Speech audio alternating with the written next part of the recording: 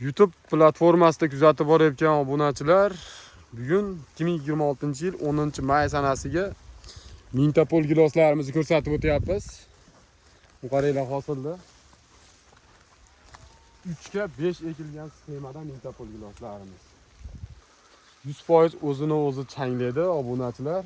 Qaranglar. Qo'shmoq deyarli yo'q. Mana. Qo'shmoq.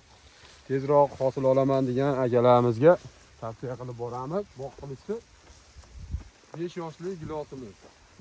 Hammasida hosil bor. Yomg'irlik ob-havoda video olib ko'rsatyapmiz. Qattiqligi ham qattiq, mazasi ham o'ta zo'r. Ichki bozorda ham suyishi zo'r. Keyin eksport qilsa bo'laveradi obunachilar. Yetilish sanasiga ozguncha muncha vaqt bor obunachilar. Mana.